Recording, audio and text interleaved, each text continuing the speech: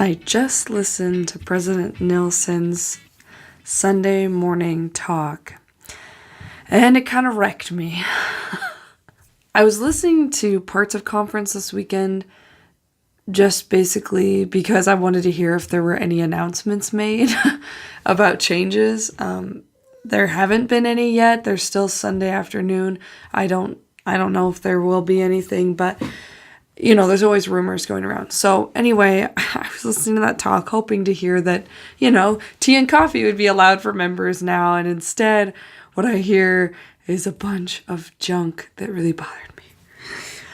No disrespect if you are Mormon, because I get where he's coming from. I wish I had the script of his talk to talk about this, but I'm just so fired up. I really wanted to talk about it now.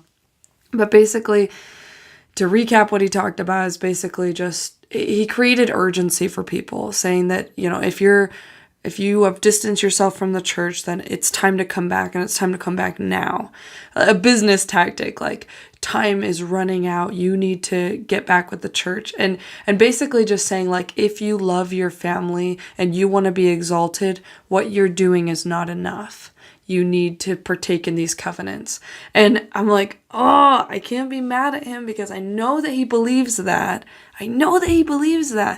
But I am mad and I'm hurt and I'm frustrated because, again, where I'm coming from right now, I feel like this church is not the one true church. I feel like these temple covenants are not something that came from God. And so I feel very, very frustrated because I'm sitting there listening to what this guy is telling my family and knowing that they're believing it. And what he's telling them is that you, for those of you who are outside the church right now, you need to get your butt back in gear and you need to do it now. And if you love your family, you will do it. And it was just like,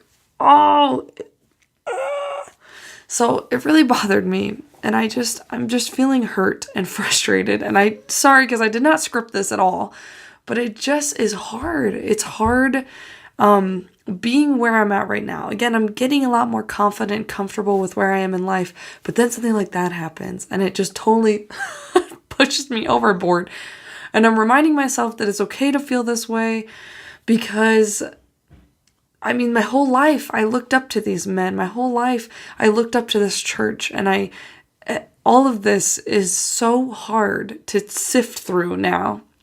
And especially when I feel like he's telling my family how they're supposed to be treating me. And it's like, I didn't feel like that talk was loving. I didn't. Like, there's a lot of talks that I feel like when they're talking about people who've gone apostate and whatever, that they're talking about them, like, just love them, just be there for them, and just, be that anchor so that they can always come back to you. And, but that was not that kind of talk. It was reprimanding, and it was harsh, and frustrated. And again, I guess if you believe that it's true that people won't be with their families after this life, then yeah, maybe you want to reprimand them. But I am just bothered because I just don't like it. I don't like it. I feel like part of what bothers me about it too, it's his attitude, but it's also like, it's what he is telling my family they should feel about me. Like, he's creating this urgency to try to get people back into the church. But what's happening is he's just upsetting my family. That's what's happening. He's upsetting my, very devout Mormon family. He's upsetting them, making them think that it might be too late for me at some point. Like, that time is running out for me. And, it just bothers me. I'm sorry, because I'm coming across as very angry today, and this was not prepared, but I just had to put this out there because that's what I want for this channel. I just want it to be real. I really do, which is why I'm still in my get up from working out and everything. I also didn't like when he mentioned about, like, I have so many friends and family members who I love them so much, and I weep for them because they just turn away from God, and I weep for them because they don't accept God's blessings. And it's like, again, I'm trying to see his point, and I'm like, if I believed that these people were not going to be saved or whatever, would I be sad for them? I'm sure I would be, but at the same time, it just comes across as so self-righteous. Like, I pity them. Like, they're just not going to have this, you know? And he shared that story about the one member, or the one investigator, I guess, who was like, well, there's too many changes I have to make in my life, but just go ahead and baptize us when we're dead. And his attitude and it was like, it turned into a funny joke where it was like, well, good thing I'm not his judge. And it's like, but you are. You are judging him. And you're saying that, like, that this is his only chance, and that God's gonna, like, that guy's gonna die, and God's gonna say, I gave you a chance and you said no. So sorry, that's it. Like, is that really what you want to push as what you believe in?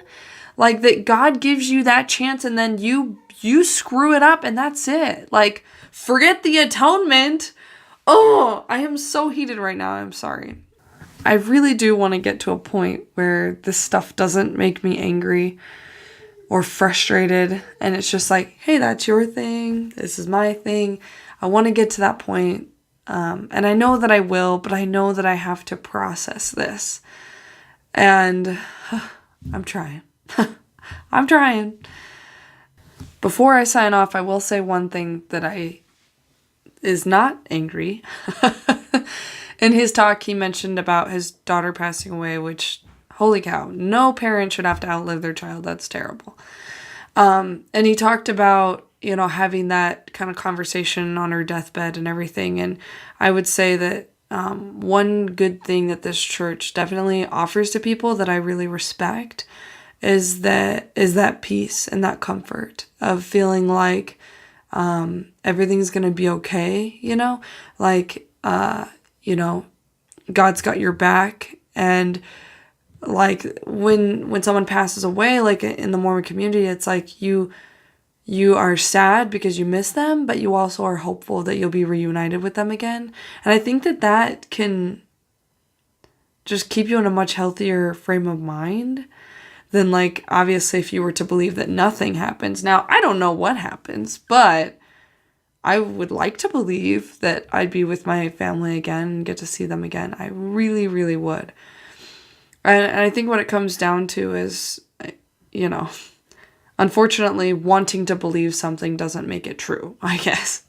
So, yeah. Anyway, that being said, you know, this is just hard. Leaving the Mormon church is so hard. I mean, it's hard leaving any kind of religious organization that, you know, you've depended on. Any kind, not even religious, just any organization you've depended on.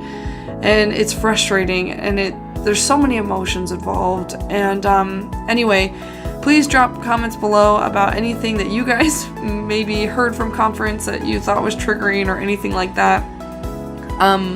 I'm still gonna watch the rest of conference, and at least parts of it, and see if there's any announcements, because I really want to see if there are. But anyway, thank you guys for your support again, and I just really appreciate everything. All the comments and everything has been just so wonderful on this channel, so thank you so much. Please keep it up, and I'll talk to you guys soon.